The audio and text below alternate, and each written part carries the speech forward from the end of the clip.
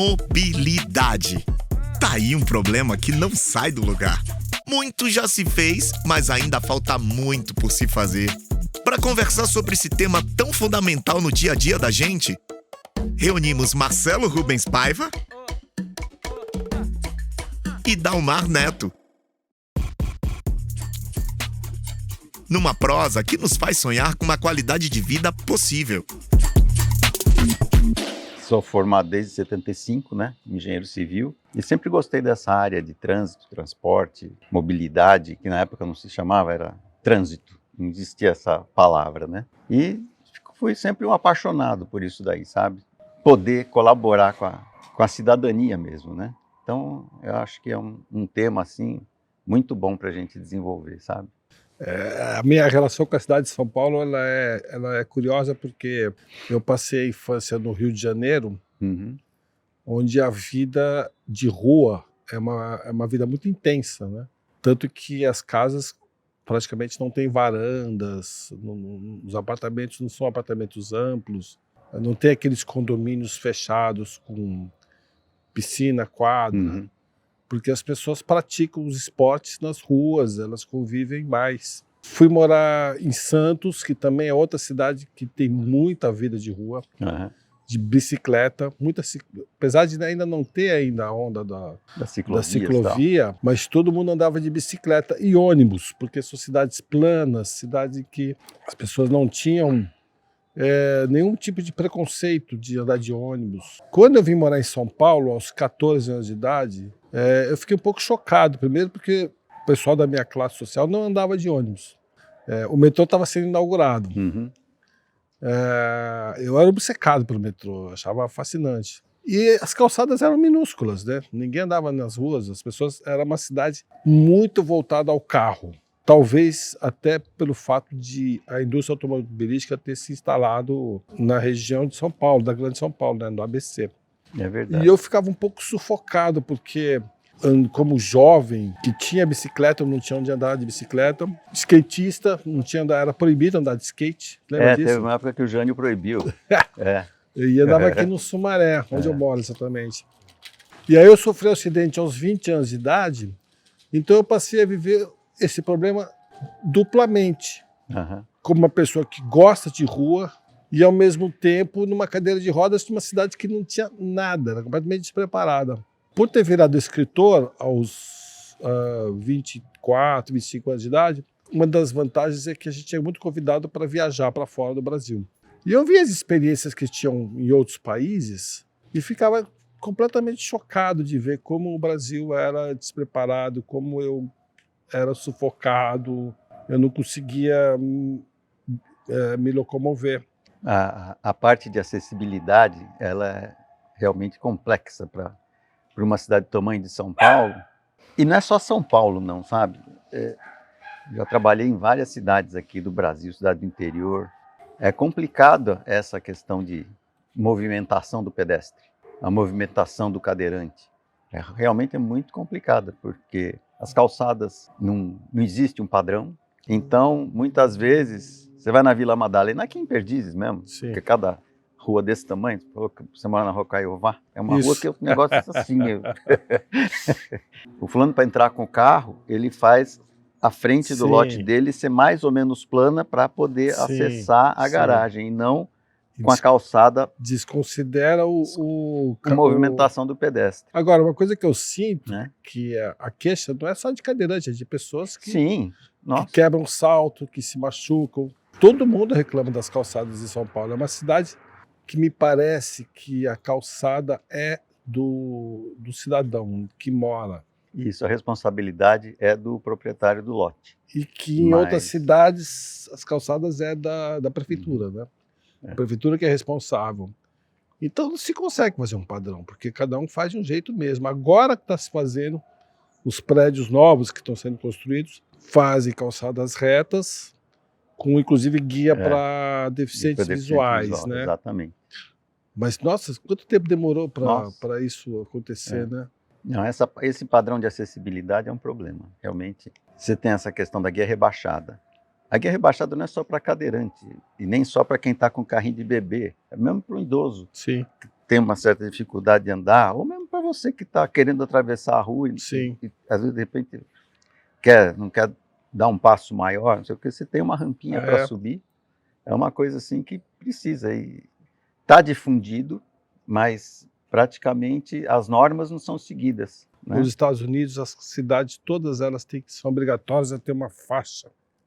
É tão engraçado que daqui para cá você pode fazer o que você quiser, colocar árvore. Daqui para cá é a mesma coisa, mas tem que ter uma faixa de uma largura suficiente para uma cadeira de rodas para a pessoa poder se locomover. E você sabe que no início da militância dos deficientes físicos se falava muito em acessibilidade e a gente mudou o discurso. O discurso é o desenho universal. Na Paulista mesmo, que é uma calçada super adaptada, muita gente prefere ir pela rampa do deficiente do que ir pelo degrau. O que aconteceu aqui com São Paulo em si e muitas cidades, né? A hidrografia, né? Os rios que serviam exatamente de formação paralela a ele das vias de acesso às várias áreas, né? E formavam o que a gente chamava de vias de fundo de vale.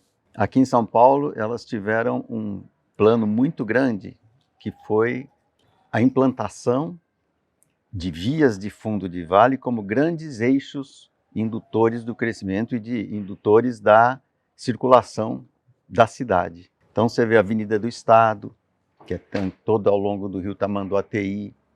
Essas vias aí, elas canalizaram o rio, sem a várzea, o próprio rio Tietê, né? E o rio Pinheiros foi canalizado e toda essa várzea de espalhamento foi perdida. Então, essa estruturação viária desse tipo daí, ela conduziu a enchente, realmente, né? Tirou-se a área de várzea, né? E ninguém pensou nisso, assim, de fazer... Eu acho que, realmente, essa estruturação urbana... Foi uma anarquia, né? Foi uma anarquia, foi crescendo. Aliás, continua sendo uma anarquia, né? Quando eu me formei em 75, que faz quase 50 anos, a Zona Sul a gente já falava da área de proteção de manancial, da Billings e da Guarapiranga. A gente já falava disso daí, praticamente 50 anos atrás, que era um problema, precisava preservar, não podia ter loteamento clandestino, que é o que acontece, que está cheio, né? Não consegue plantar uma árvore, é tudo uma área totalmente deteriorada em termos de verde, você não consegue plantar uma árvore. E era a praia do Paulista, né, Guarapiranga. Né? Exatamente. Tinha uma vida social de barcos e veleiros e praia mesmo. Né? Tinha aquele Santa Paula, Melhoramentos, Ayati Clube, sei lá, que é fechado, é uma ruína hoje em dia. Bom, aqui no Tietê, meu avô aprendeu a nadar no Tietê. E meu pai aprendeu a remar no Tietê e tem os clubes, né? Tietê, exatamente. O Aspéria, o próprio Corinthians. Exatamente, o pessoal fazia regata, hoje em dia não tem a mínima condição. Tem uma cultura em São Paulo que é a defesa do carro contra todo o resto, né? Inclusive contra o pedestre. Eu lembro quando tivemos o projeto de abrir a Paulista para pedestres e fechar para carros, o debate, o auê que foi, as pessoas revoltadas com aquilo. E hoje ninguém discute, porque foi um sucesso aquilo. Deu certo. E em São Paulo teve uma resistência insana, inclusive as ciclovias. As ciclovias de lazer. É uma que foi o prefeito Haddad que fez, né, da Paulista. E as pessoas achavam aquilo absurdo, quer dizer, sempre querem um espaço para o carro passar, nunca pensam na qualidade de vida das pessoas, nas pessoas andarem de bicicleta, achavam que paulista nunca ia andar de bicicleta, mas hoje o que você vê, o que tem de gente andando de bicicleta pela uma cidade que até há 20 anos atrás era praticamente andar de bicicleta, era um movimento revolucionário, né? Você andar de bicicleta com risco de ser atropelado. Então é interessante isso, como existe uma resistência, mas depois existe a adesão. Você vê uma resistência de uma elite do carro, quem tem carro, que quer espaço para o seu carro. Quer dizer, então quando você dá a oportunidade para as pessoas ocuparem a cidade, fazerem da cidade seu espaço de lazer, até de trabalho, né? as pessoas aderem. O brasileiro, quando ele viaja, quando a gente fala brasileiro de classe média alta para a burguesia, né? Quando ele viaja, ele vai para Paris, para Nova York, ele anda de metrô, acha chiquérrimo andar de metrô, anda de ônibus, né? Poxa, Berlim, anda de ônibus e tal. E no Brasil ninguém andava de ônibus nem de metrô. Eu lembro que eu me mudei para um apartamento menor, a uma quadra do metrô Sumaré. E os meus amigos, poxa, esse apartamento é uma porcaria, como é que nunca vi ninguém se mudar de um apartamento maior para um apartamento menor? Eu falei, não, mas eu estou numa quadra do metrô. Mas como assim? Você pega metrô? Como se fosse uma coisa, e tinha linha verde, né? As pessoas não tinham noção da facilidade que era pegar o metrô, chegar em 10 minutos numa reunião que eles levariam meia hora. E o metrô cuida bem da acessibilidade, quando ele não tem, sim, inclusive... elevador, essas coisas, tem um atendente que você vai lá e ele vai te acompanhar. Sim, o metrô sempre foi por conta da pressão dos deficientes, não foi uma coisa assim voluntariosa. A gente que fez muito movimento, foi até processado o metrô por organizações de deficientes. Sim. E hoje em dia virou, a cultura do metrô é a cultura de defesa da acessibilidade de todos, né? E eu tenho um amigo que mora em Pinheiros, que ele chega de ônibus muito mais rápido no centro do que qualquer pessoa que vai de carro. É verdade. Porque tem o corredor de ônibus, que você é um especialista nisso. É o que eu falo, quando você oferece, as pessoas passam... E hoje em dia eu vejo os meus amigos todos andando de metrô, de ônibus ainda vejo poucos. Agora, por exemplo, por que essa mania do SUV em detrimento aos carros menores elétricos, por exemplo?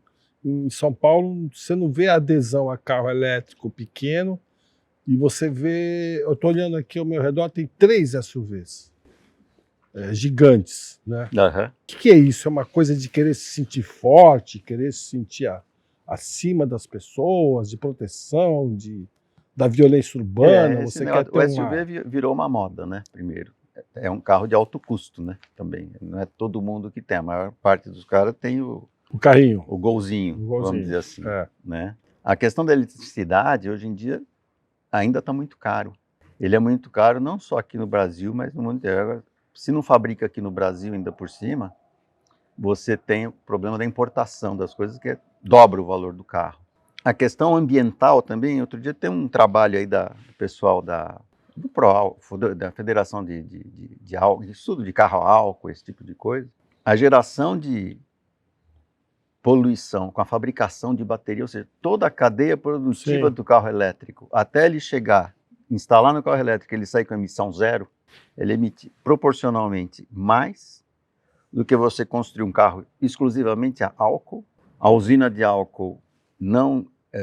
ela neutraliza todo o carbono que ela emite, que ela produz. E o carro a álcool tem muito pouca poluição. Então, estão desenvolvendo alguns trabalhos nesse sentido, de falar da sustentabilidade da mobilidade, né? Mas você vê o ciclo como um todo, desde fabricar a bateria, depois o descarte da bateria. Onde é que vai problema, ser? Né? A da minha cadeira é 2 anos, 3 anos. Carro elétrico. Carro elétrico. Porque o carro flex foi muito bom nessa questão, de você põe álcool, põe gasolina de acordo com o teu custo. Você vai para a Europa, por exemplo, foi ano retrasado para a Europa, eu aluguei um Polo. Ele fazia mais de 20 km por litro, gasolina. Antigamente eu tinha carro a álcool, aqui eu tinha carro a álcool também. Ele era muito mais... Hoje em dia o carro a álcool faz 6 km por litro. Antigamente ele fazia 10 por litro, só álcool. O pessoal ajustava para álcool. Então esse flex ele é bom exatamente nesse sentido, você ter agilidade de utilização. Mas economicamente ele não é nem bom para gasolina, nem bom para álcool. Ele é o nem. Mas olha, eu tenho 3 sobrinhos que moram na França, nenhum dos 3 tem carteira de motorista. E nem vão tirar. Não se interessam por carro. É uma geração nova na Europa que trem, ônibus, bicicleta. Paris foi a primeira cidade a ter essa bicicleta alugável, né? E aqui uma criança com 18 anos de idade, a primeira coisa que faz é tirar carta, né? E a cultura do carro ainda não é uma cultura... ainda é uma cultura que está impregnada no nosso DNA. Quando a Marta Suplicy foi prefeita, ela fez um programa de revitalização de praças. Muitas praças a gente revitalizou. trabalhei em alguns projetos desse daí, mas assim, a praça que você tava o mato todo lá, estava toda tomada por mato, você fazia o projeto da praça, onde você punha, às vezes, se ela é uma praça grande, você punha uma área para andar de bicicleta, para a criançada andar de bicicleta, parquinho, com balancinho, com gangorra, com não sei o quê, né? Toda a acessibilidade, e foram inauguradas várias delas. Mas, no final das contas, a população, logo depois, mesmo sendo carente na periferia, danificou as coisas.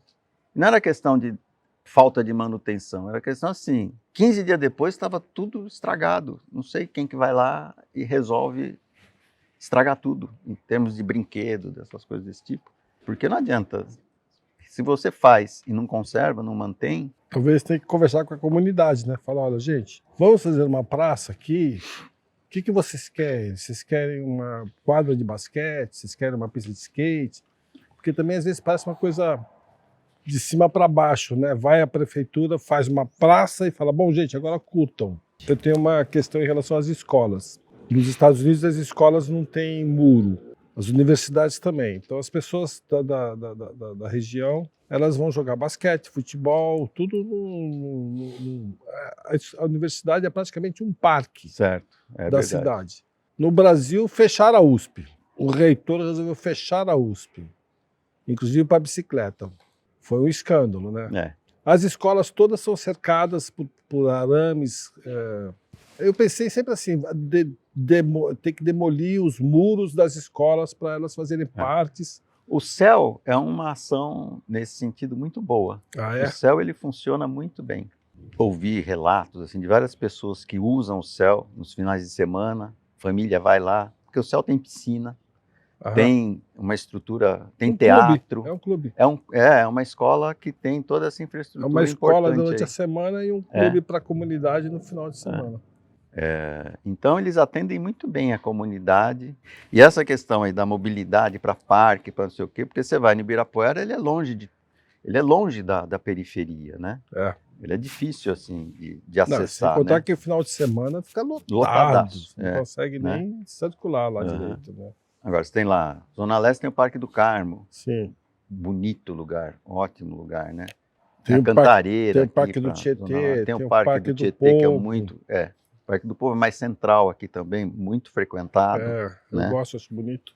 Então, essa questão de organização para final de semana, com esse negócio de ciclovia de lazer, o pessoal anda à beça, né? Então, a mobilidade, hoje, domingo, você tem ciclovia de lazer que o camarada sai ali do Parque Vila Lobos, quer dizer, ele sai lá do Ceasa, porque lá ao longo da Avenida do Ceasa você tem uma ciclovia dentro, no canteiro, e na Pedroso do parque até ali a Berrini, toda a Berrini vai até não sei aonde, vai embora, mas um trecho com ciclovia de lazer, inclusive domingo. Sim, e é ótima, o pessoal adora. Pois é, o pessoal usa muito.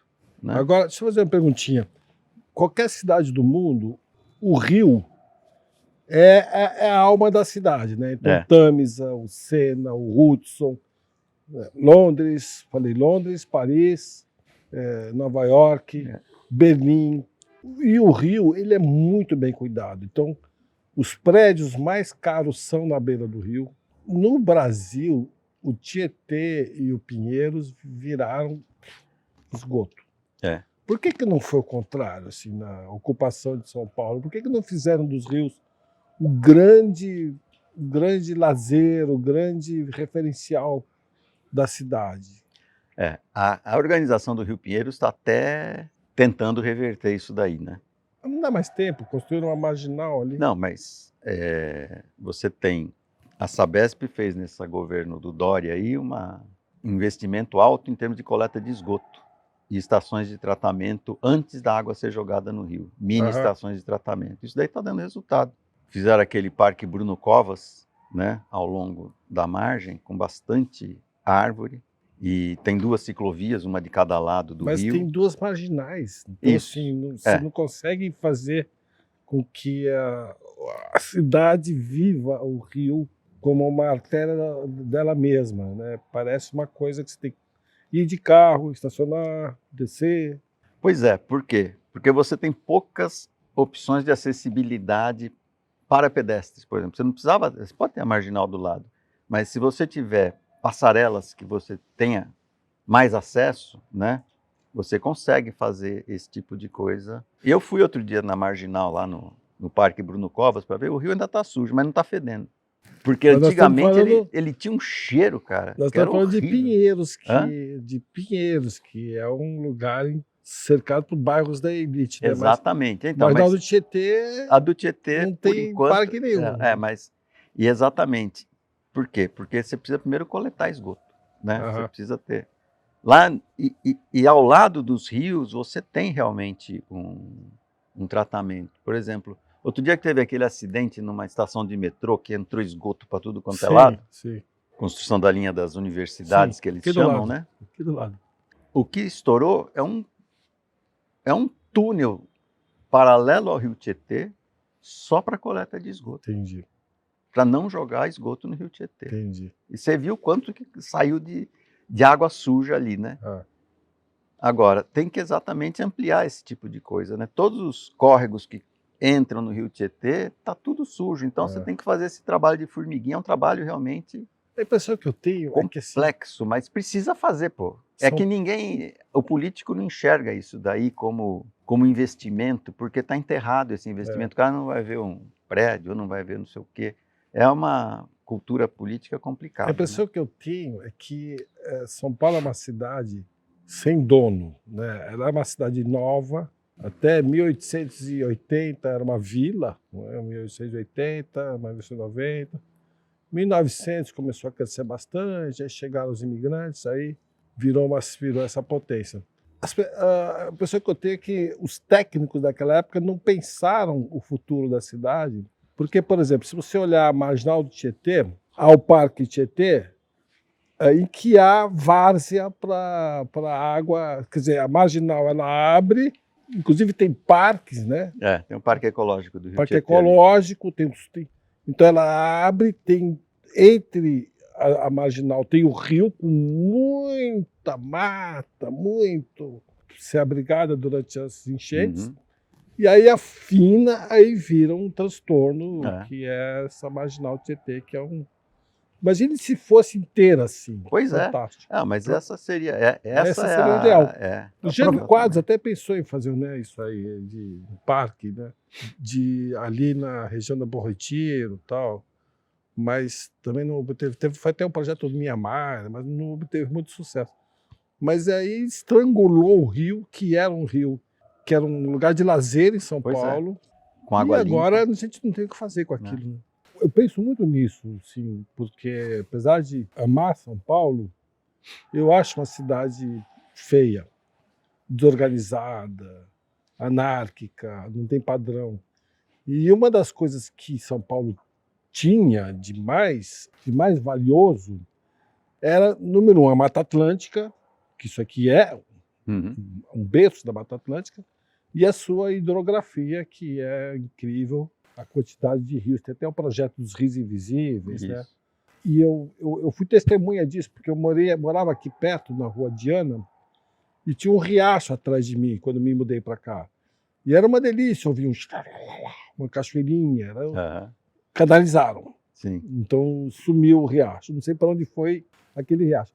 Então eu penso assim, São Paulo, se eu pudesse voltar 100 anos atrás, se eu fosse o prefeito e a Câmara dos Vereadores de São Paulo, de 100 anos até hoje, eu proibiria de se construir qualquer coisa a 500 metros da margem de qualquer rio.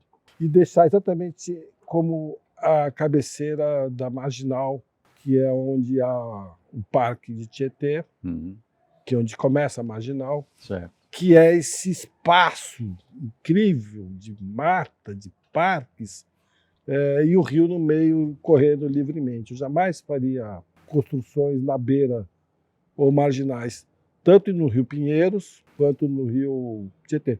O Rio Pinheiros foi feito pela Light, né, que era para inverter, para fazer a usina de Cubatão, de energia elétrica para desenvolver Cubatão. Né? Não, era para abastecer São Paulo. Era para abastecer São Paulo? Para abastecer de luz São Paulo. Você vê as fotos, né, deles do rio, que era todo curvilíneo, de repente ele vira uma reta. Né? Mas não dá mais tempo, né? Assim, E foi uma das coisas que poluiu a represa, né? Porque exatamente essa ideia, você inverteu o rio. Pois é, você inverte o rio para ter água na represa Billings, para poder Paulista descer é lá para maluco. Cubatão. E aí, Com a força, altura, com a altura que era 700, da Serra do Mar, aproveitar essa 700 diferença metros, né? aí para gerar energia para abastecer Como é São que você Paulo. inverte um rio, gente? Paulista é louco, né? Tinha um amigo meu que ele disse que ele estudava na USP, fazia faculdade, então atravessava a ponte. Ele olhava num dia, ele não sabia, ele olhava num dia, o rio estava indo para o Rio Tietê. De repente o rio estava com outra coisa, nunca vi. Aí tem uma época que o rio ficou parado ali. Aí né? ele fica Da USP, praticamente ficou parado, parado, virou um É um lago. lago, Um lago. É. Agora, se eu pudesse fazer essa ligação entre a Mata Atlântica, toda ela na beira dos rios, e tentar cruzar por dentro, sabe, para os parques, ia ser uma cidade espetacular. Tem alguns estudos exatamente nesse sentido, de você, às vezes, abrir o córrego canalizado Sim. e criar uma viazinha lateral, como se fosse essa vila aqui, né? Sim. Vias locais, que é possível fazer esse tipo de tratamento ainda, sabe? Mas precisa de vontade política, né? Acho que e dinheiro, né? Tendo vontade política, o dinheiro vem, né, geralmente.